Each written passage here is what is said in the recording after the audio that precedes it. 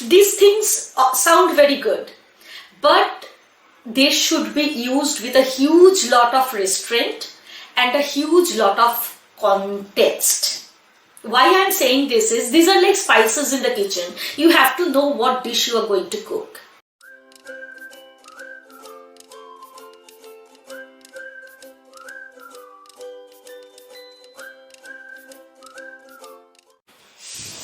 Movement of hand gesture or body gesture, how important is it in delivery? We have all heard the statistics, I'm sure, where they say that content is not the king, the gesture is the king, and the importance of body language, hand movement, etc. It is true.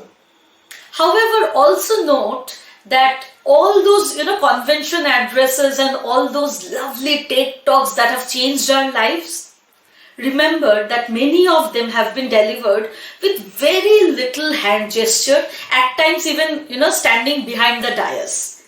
So there is no one right or wrong answer to this. The way I would urge you to look at hand gesture or body movement is this. Think of these elements as spices in your kitchen. Like, how you move your hand, use open hand gestures, don't put your hand in the pocket, don't appear nervous, throw your hands around, walk across the stage, look at everybody, enact a few scenes with your, body theatrical movement. These things sound very good, but they should be used with a huge lot of restraint and a huge lot of context. Why I'm saying this is, these are like spices in the kitchen. You have to know what dish you are going to cook. Number one, if you are going to say something which is solemn and which is soft and which is emotionally appealing, but on a more soft and slow side, it is not really, one of those disc spaces, but this is more of a quiet emotional bonfire moment of sharing your softer things, sharing your vulnerabilities. Do you really think throwing your hand would help?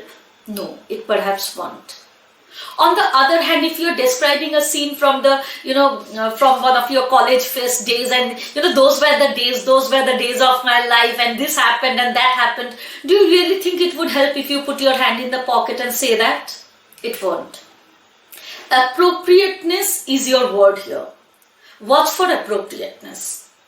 And the second thing, also very important, is when you go on stage and when you are talking, it is very important that you stay 100% with your content. In your head, with your heart, you think of the content with all your might. Don't worry about, oh my God, my hand was here, let me take out my hand from my right pocket, let me fling my hand here. If you do that, your mental space will be overtaken with a certain kind of consciousness that will not help your speech. While you are on stage, you should be there present with your content, talking to the audience, striking a conversation 100%.